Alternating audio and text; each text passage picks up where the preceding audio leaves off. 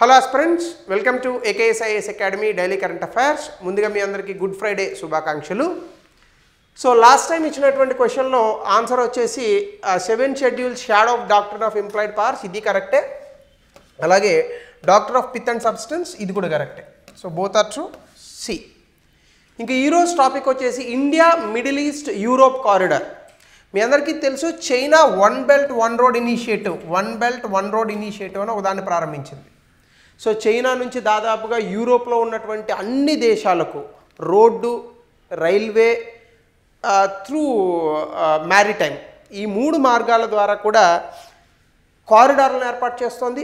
Even economic కారిడార్లను ఏర్పాటు చేసింది. అలా చైనా తన తాలూకా ప్రాబల్యాన్ని ప్రపంచవ్యాప్తంగా పెంచుకోవడానికి కొన్ని వేల కోట్ల రూపాయలు ఖర్చు పెట్టింది.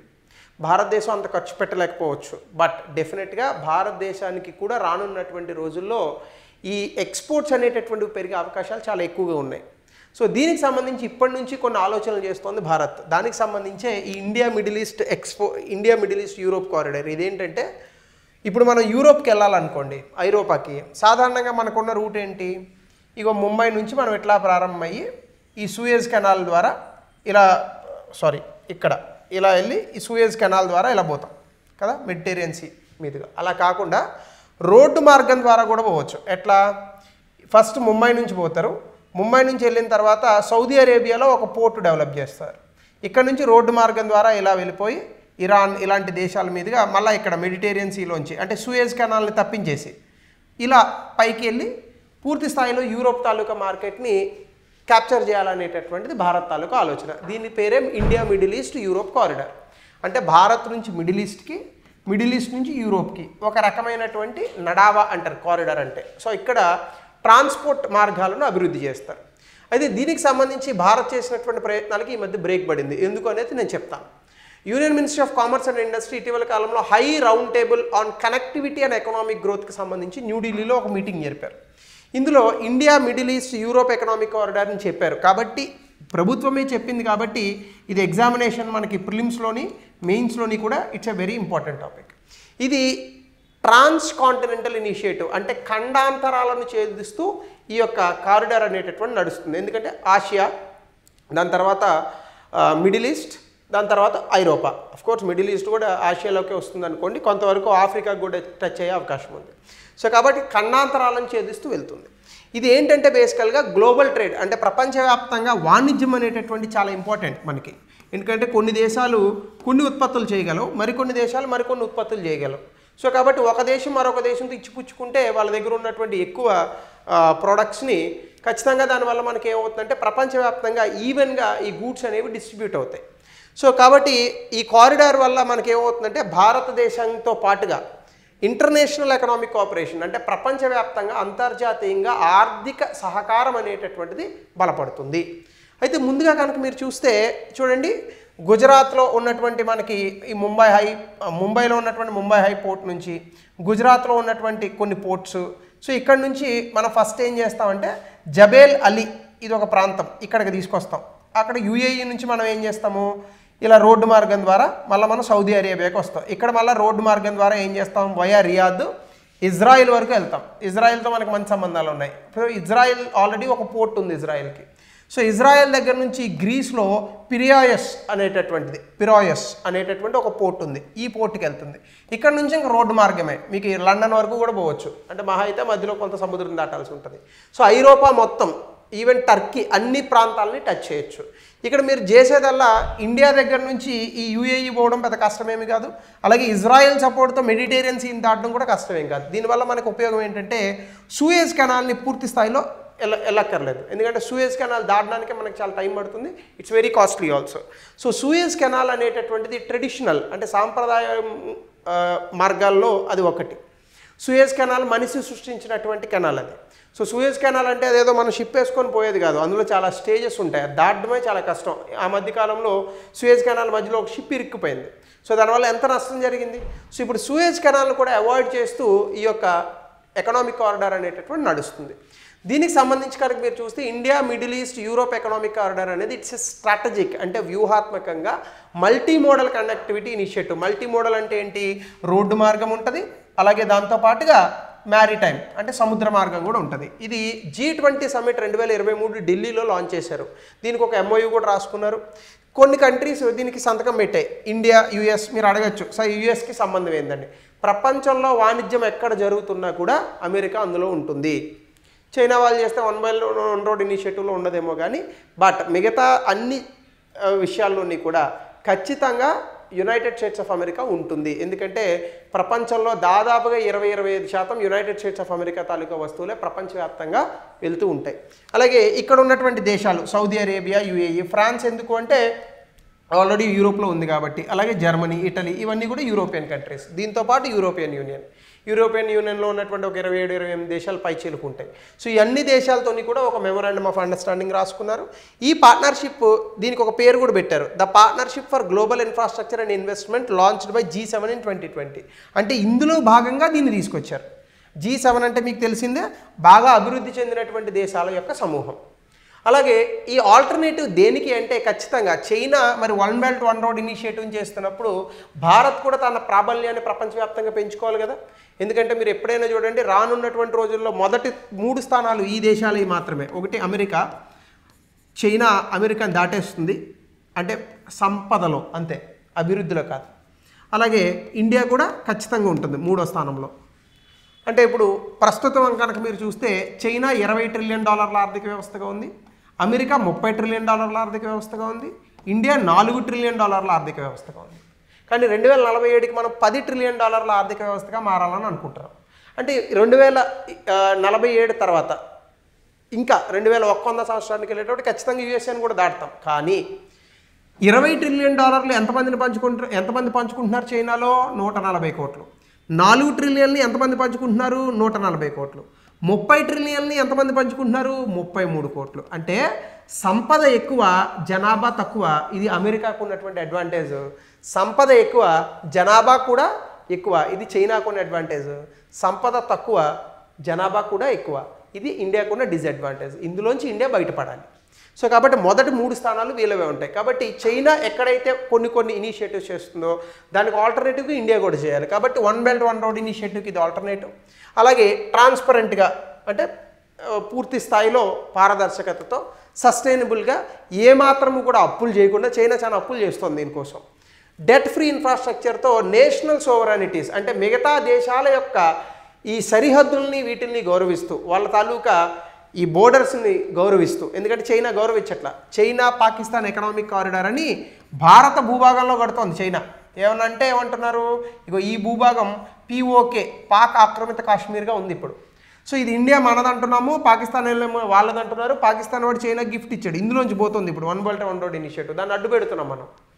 సో కాబట్టి అలా కాకుండా చైనాలా కాకుండా మేము వేరే దేశాల యొక్క సరిహద్దులను గౌరవిస్తూ వాళ్ళ తాలూకా దేశాల యొక్క బోర్డర్స్ ఏవైతే ఉంటాయో వాటిని గౌరవిస్తూ మేము చేస్తామని ఇండియా చెప్తోంది. సో ఇందులో 2 భాగాలు ఉంటాయి, ఇండియా నుంచి గల్ఫ్కి, గల్ఫ్ నుంచి యూరోప్కి. ఆబ్జెక్టివ్స్ ఏంటంటే పోర్టులు నిర్మించాలా, రైల్వేస్ కూడా నిర్మిస్తున్నారు, రోడ్లు, see roots, energy pipe lines, digital infrastructure ఇవన్నీ నిర్మిస్తారు ఇందులో భాగంగా. దీనివల్ల మనకి ఏమవుతుంది, భారత్కి మిడిల్ ఈస్ట్ అంటే ఆ మధ్యలో ఉన్నటువంటి ఈ ఇజ్రాయిల్ ఇలాంటి దేశాలు ఉన్నాయి కదా, ఆ దేశాలకు సంబంధించి, ఐరోపా దేశాలకు సంబంధించి భారత్కి కనెక్టివిటీ పెరుగుతుంది. అంటే ట్రేడ్ అనేది ఈజీ అవుతుంది. ఇందులో భాగంగా కనుక మీరు చూస్తే ఇది భారతదేశానికి ఏ విధంగా ఇంపార్టెన్స్ అంటే, భారతదేశానికి ఈ దేశాల నుంచి వచ్చేటటువంటి వస్తువులు కానీ భారతదేశం పంపించే వస్తువులు కానీ వీటి మధ్య రెవెన్యూ ఖర్చు ఎంతైతే ఉందో 100 రూపాయల్లో 30 రూపాయలు తగ్గుతుంది ఖర్చు. అలాగే ట్రాన్స్పోర్టేషన్ టైము సూయజ్ కెనాల్ ద్వారా వెళ్ళడం వల్ల మనకి టైం ఎక్కువ పడుతుంది. కాబట్టి ఇక్కడ టైం కూడా 40% మనకి టైం కలిసి వస్తుంది. దానివల్ల ప్రపంచవ్యాప్తంగా భారతదేశం తాలూకా వస్తువులు తక్కువ రేట్లకి అమ్ముడుపోతాయి. ఎప్పుడైతే తక్కువ రేట్లకి అమ్ముడుపోయాయో ఎక్కువ మంది కొంటారు, భారతదేశానికి కూడా ఎగుమతులు పెరుగుతాయి. ఇది India's one sun one world one grid అని ఒక ఇనిషియేటివ్ ఉంది, రెన్యూబుల్ ఎనర్జీకి సంబంధించి కొలాబరేట్ చేసాం. సో దీన్ని కూడా కలుపుతారు. ఈ మార్గాల ద్వారా సోలార్ ప్యానెల్స్ పెట్టి విద్యుత్తును తీసుకురావడం ఇవన్నీ కూడా ప్రయత్నిస్తున్నారు మన వాళ్ళు. సో ఇది ప్రమోట్స్ యాక్సెస్ టు, దీనివల్ల క్లీన్ ఎనర్జీ ఉంటుంది, అంటే తక్కువ ఖర్చులోనే మనకి ఈ విద్యుత్ ఉత్పత్తి జరుగుతుంది. అలాగే data cables, under sea data కేబుల్స్ని కూడా వేస్తారు ఇంటర్నెట్ కనెక్టివిటీకి. గ్రీన్ హైడ్రోజన్, సోలార్ ఎనర్జీ ఇవన్నీ కూడా మిడిల్ ఈస్ట్లో చాలా అద్భుతంగా దొరుకుతాయి. సో ఇక్కడ నుంచి కూడా మనం తెచ్చుకొని పూర్తి స్థాయిలో మనం వాటిని వినియోగించుకోవచ్చు. సో దీనికి సంబంధించి భారతదేశంలో విదేశీ ప్రత్యక్ష పెట్టుబడులు పెరుగుతాయి, లైక్ ఇన్ఫ్రాస్ట్రక్చర్ పెరుగుతుంది, ఈ ట్రాన్స్పోర్టేషన్ పెరుగుతుంది, గ్రీన్ ఎనర్జీ, డిజిటల్ టెక్నాలజీ. భారతదేశానికి లో కార్బన్ ట్రాన్సిషన్ అంటే ఎక్కువగా మనము విద్యుత్ని బొగ్గు ద్వారా ఉత్పత్తి చేస్తున్నాం. సో బొగ్గు కాకుండా ఎన్వైరన్మెంటల్ ఫ్రెండ్లీ ఎనర్జీకి మనం మారచ్చు. దీనివల్ల మనకి ఎనర్జీ సెక్యూరిటీ అంటే అందరికీ కూడా నాణ్యమైన విద్యుత్తుని తక్కువ రేట్లో పర్యావరణాన్ని ఇబ్బంది పెట్టకుండా అందించిన వాళ్ళం అవుతాం. ఇవన్నీ కూడా అడ్వాంటేజెస్. అయితే ప్రస్తుతం ఏముందంటే ఇజ్రాయెల్కి హమాస్కి యుద్ధం జరగడం వల్ల ఇజ్రాయెల్లో జరుగుతున్నటువంటి యుద్ధాల కారణంగా అక్కడ పోర్ట్స్, ఆ రోడ్స్ ఇవన్నీ కూడా ఆగిపోయాయి. సో అంటే చూడండి, వేరే దేశంలో జరుగుతున్నటువంటి యుద్ధాలు భారతదేశాన్ని ఎట్లా ప్రభావితం చేస్తాయని మీరు రాయొచ్చు ఎగ్జామ్లో. అలాగే జియో పొలిటికల్ ఇన్స్టెబిలిటీ, దీంతో పాటుగా ఐరోపాలో కూడా కొంత ఇబ్బంది ఉంది. ఎందుకంటే ఉక్రెయిన్ రష్యా మధ్య యుద్ధాల కారణంగా అలాగే యుఏఈ పక్కన యమన్, ఒమన్ వీళ్ళు కొట్టుకుంటున్నారు. సో ఇలాంటి కారణాల వల్ల జియో పొలిటికల్ స్టెబిలిటీ లేకపోవడం వల్ల ఇవి ఆగాయి. Even China 1 Belt 1 Road Initiative కూడా ఆగింది. సో ఇన్ని ఛాలెంజెస్ ఉన్నప్పటికీ కూడా మేము చేస్తామని చెప్తున్నారు. ముఖ్యంగా ఇండియా, యునైటెడ్ అరబ్ ఎమిరేట్స్ అంటే దుబాయ్, వీళ్ళిద్దరూ ఇప్పుడు ఇంటర్ గవర్నమెంటల్ ఫ్రేమ్వర్క్ అగ్రిమెంట్ అని ఒకటి సైన్ చేశారు దీన్ని పూర్తి స్థాయిలో అమలు చేయడానికి. అలాగే operational cooperation and joint logistic platform కూడా చేశారు. అంటే దాని అర్థం ఏంటంటే ఈ ఐఎంఈసి ఏదైతే కారిడార్ ఉందో దీన్ని అభివృద్ధి చేయడానికి, ముఖ్యంగా రవాణా సౌకర్యాలను అభివృద్ధి చేయడానికి ఇండియా యుఏఈ నడుం కట్టాయి. అందులో భాగంగా వాళ్ళిద్దరూ కలిసి ఆ రోడ్డు మార్గాలను అభివృద్ధి చేయడానికి కొంత ముందుకెళ్తున్నారు. సో అయితే మనకు కొన్ని ఇందులో ఛాలెంజెస్ ఉన్నాయి, సవాళ్ళు. అదేంటంటే జియో పొలిటికల్ ఇన్స్టెబిలిటీ. ఇందా చెప్పాను, గాజా, ఇజ్రాయిల్ వీళ్ళు దెబ్బలాడుకుంటున్నారు. దీనివల్ల మనకి ఏమవుతుంది, ఐఎంఈసి ఫౌండేషన్లో ఇజ్రాయిల్ కూడా ఉందని చెప్పాను కదా మీకు. సో దానివల్ల ఏమవుతుందంటే ఇజ్రాయిల్ ఇందులో పాల్గొనడానికి కొంత లేట్ అవుతుంది. అక్కడ పోర్ట్స్ అది డెవలప్ చేయడంలో ఈ గాజాకి దగ్గరలోనే ఉంటుంది. వాడు బాంబు వేసాడు అనుకోండి ఆ పోర్ట్ మీద, పాయ మొత్తం. రెండోది potential for regional tensions. Saudi Iran rivalry అంటే ఇరాక్, సిరియా ఇక్కడ కూడా కొన్ని ఇబ్బందులు ఉన్నాయి. సో దీనివల్ల కూడా అక్కడ ఇన్ఫ్రాస్ట్రక్చర్, సప్లై చైన్స్లో మనకు కొంత ఇబ్బంది వస్తుంది. అలాగే ఫినాన్షియల్ క్లారిటీ, మరి ఇంత పెద్ద ప్రాజెక్ట్ చేయాలంటే ఖర్చు అవుతుందా? అయితే ఐఎంఈసి ఏమనుకున్నారంటే $600 బిలియన్ 2027 కల్లా మొబైలైజ్ చేద్దామని అనుకున్నారు. అంటే అంత డబ్బుని సేకరిద్దామని అనుకున్నారు. అయితే ఇప్పటికీ కూడా అంత డబ్బుని సేకరించలేకపోయారు, అదొకటి సమస్య. అలాగే లాంగ్ టర్మ్ ఇన్వెస్ట్మెంట్ నీడ్స్ అంటే లాంగ్ టర్మ్లో దీర్ఘకాలికంగా 3 నుంచి 8 బిలియన్లు కూడా కావాలట. ఇవన్నీ కూడా ఇప్పుడున్నటువంటి ఆర్థిక వ్యవస్థలు మందగించినటువంటి తరుణంలో ఇంత డబ్బు భారత్ తేగలదా అనేది ఒక ప్రశ్న. అలాగే ట్రేడ్ డిస్రప్షన్, దీనివల్ల కొంత ఇబ్బందులు కూడా వచ్చే అవకాశం ఉంది. సూయజ్ కెనాల్ 2021 బ్లాకేడ్, బ్లాక్ సీలో ఈ ఉక్రెయిన్ రష్యా యుద్ధాల కారణంగా కొంత మ్యారిటైమ్ అంటే సముద్ర మార్గాల్లో ఇబ్బందులు అనేటటువంటివి బయటపడ్డాయి. సో ఖచ్చితంగా ఈ ఇబ్బందుల కారణంగా సూయజ్ కెనాల్ బ్లాకేడ్ వీటి కారణంగా కూడా ఇప్పుడు ప్రపంచ దేశాలు ఏం ఆలోచిస్తాయి, డిస్రప్షన్ ఇన్ ఐఎంఈసి అంటే మనం ఎంత వాణిజ్యం గురించి మాట్లాడినా అక్కడ ఉన్నటువంటి దేశాలు కనుక సహకరించకపోతే, అంటే అక్కడ ఉన్నటువంటి దేశాల తాలూకా సహకారం లేకపోతే, అక్కడ ప్రాంతీయంగా అస్థిరత కనుక ఉంటే మళ్ళీ రేపొద్దున అదే ప్రాబ్లం వస్తుంది. రేపొద్దున ఇరాక్లో యుద్ధం జరిగింది అనుకోండి, ఈ రోడ్డు మూసేసాం అంటాడు వాడు. లేదని అనుకుంటే ఏదో యూఏఈలో ఏదో ఇబ్బంది వచ్చింది అనుకోండి, ఈ రోడ్డు మూసేసాం అంటాడు. ఇజ్రాయిల్లో ఏదో ఇబ్బంది వచ్చింది అనుకోండి, పోర్టు మూసేసాం అంటాడు. ఇట్లాంటివి రావడం వలన నేవల్ ప్రజెన్స్ పవర్స్ అంటే చైనా చాలా ఇబ్బందులు కలిగించవచ్చు ఆ దేశాలతో మాట్లాడుకొని, లేదా అక్కడ రోడ్స్ని బ్లాక్ చేయొచ్చు. ఇటువంటి పరిస్థితులు వస్తే ఎట్లా, ఇది మనం ఒకటే ప్రపంచ దేశాలు ఆలోచిస్తాయి. అలాగే జాగ్రఫికల్ ఇంక్లూజన్ అంటే చాలా తక్కువ దేశాలు ఇందులో భాగంగా ఉన్నాయి. ఉదాహరణకి టర్కీ చాలా ఇంపార్టెంట్, ఇందులో సైన్ చేయాల. చిత్రం ఏంటంటే అసలు ఇరాన్ సైన్ చేస్తుందని అనుకున్నారు, కానీ ఇరాన్ కూడా సైన్ చేయాలి. అందుకే మీకు ఇందాక ఇరాక్ చూపించా, ఇరాన్ కూడా సైన్ చేయాల. ఖతర్ మనకు మంచి ఇది ఉన్నాయి, ఖతర్ సైన్ చేయలేదు. అసలు ఈజిప్ట్ సూయజ్ కెనాల్ క్రైసిస్ మనమే సాల్వ్ చేసింది 1956లో, వాళ్ళు కూడా సైన్ చేయలేదు దీన్ని. సో దీని కారణంగా వ్యూహాత్మకంగా చాలా తక్కువ దేశాలు ఇందులో భాగంగా ఉన్నాయి. అలాగే పొలిటికల్ కోఆపరేషన్ ఛాలెంజెస్. ఈ సక్సెస్ అంతా ఎప్పుడు వస్తుందంటే అమెరికా ఇన్వాల్వ్ అవ్వాలి. అమెరికా బాగా ఇన్వాల్వ్ అయితే ఈ అన్ని దేశాలను ఒప్పించగలుగుతుంది. అమెరికా చెప్తే టర్కీ ఉంటుంది, ఖటార్ ఉంటుంది, ఈజిప్ట్ ఉంటుంది, బహుశా ఇరాన్ ఉన్నదేమో. సో అమెరికా బాగా ఇన్వాల్వ్ అవ్వాలి. అమెరికా ఇన్వాల్వ్ అవ్వాలంటే ఇంకో చైనాని బూచిగా చూపించేటటువంటి ప్రయత్నం చేయాలి.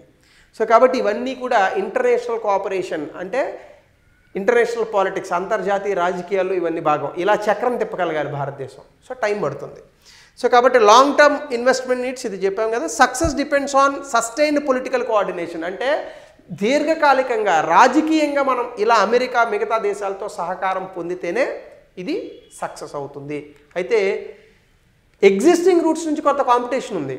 ఏంటంటే Suez canal cost effective and established trade route. Suez canal costly అంటారు కానీ బట్ దానివల్ల మీకు టైము డబ్బు రెండు కలిసి వస్తాయి, ఎందుకంటే మీరు చుట్టూ తిరిగి వెళ్ళాలి ఆఫ్రికాని. అలాగే ఈ కారిడార్లో ఇది ఎక్కువ కాస్ట్లీ రావచ్చు, ఎందుకంటే సముద్ర మార్గం కన్నా రోడ్డు మార్గం ఎక్కువ కాస్ట్లీ. సో రోడ్డు ద్వారా మీరు వేగంగా వెళ్ళాలని అనుకున్నా పెట్రోల్ పోయాలా, డీజిల్ పోయాలా, పెద్ద పెద్ద వాళ్ళని తీసుకెళ్ళాలి, దానికన్నా షిప్ పట్టుకెళ్ళేది సముద్రంలో తక్కువ ఉంటుంది కాస్ట్. కాబట్టి ఇది కూడా ఇబ్బందులు ఉన్నాయి. అలాగే technological barriers, digital infrastructure like under sea కేబుల్స్ని వీటిని వేయాలంటే అంత ఈజీ కాదు. అలాగే సైబర్ సెక్యూరిటీ రిస్కులు ఉన్నాయి. సో ఇక్కడ అన్నీ కూడా అటాక్లు జరగట్టు ఇన్ఫ్రాస్ట్రక్చర్ మీద ఏమైనా కొన్ని ఇబ్బందులు రావచ్చు. సో ఇవన్నీ కూడా భారతదేశం చాలా గమనించుకొని దీన్ని సక్సెస్ చేయాలంటే చాలా డబ్బు ఖర్చు పెట్టాలా, దేశాల నుంచి చాలా సహకారం ఉండాలి. అలాగే ఇంకా ఇతర స్ట్రాటజీలు కూడా ఉన్నాయి మనకి. ఇంటర్నేషనల్ నార్త్ సౌత్ కారిడార్ అని రష్యాతో ప్రారంభించాం, చాబహార్ పోర్ట్ ఇరాన్లో కడుతున్నాము, India Myanmar Thailand trilateral highway ఇటీవల కాలంలో చెప్పాను, బ్యాంకాక్కి డైరెక్ట్ వెళ్ళిపోవచ్చు ఇండియా నుంచి. కలాదాన్ మల్టీమోడల్ ట్రాన్స్పోర్ట్ మయన్మార్ ఈ దేశాలతో చేస్తున్నాం. ఇలాంటివి చాలా చేశాం మనం. బట్ సక్సెస్ అవ్వాలంటే ఏందో చెప్పాను కదా, డబ్బు సహకారం ఈ రెండు ఉండాలి. సో వీటికి సంబంధించి గతంలో వచ్చిన ప్రశ్న ఆన్సర్ మీకు తెలుసు, ఆ ఆన్సర్ని కామెంట్ సెక్షన్లో తెలపండి. India Middle east Europe corridor ఎదుర్కొంటున్న సవాళ్లను విమర్శాత్మకంగా పరిశీలించండి. సూయజ్ కాలువ వంటి సాంప్రదాయ వాణిజ్య మార్గాలకు ప్రత్యామ్నాయంగా దాని సాధ్యతను అంచనా వేయండి. 200 పదాలు. ఇది ఈరోజు important topic as far as the mains is concern. ఫిలిమ్స్లో కూడా అడుగుతాడు. So thank you.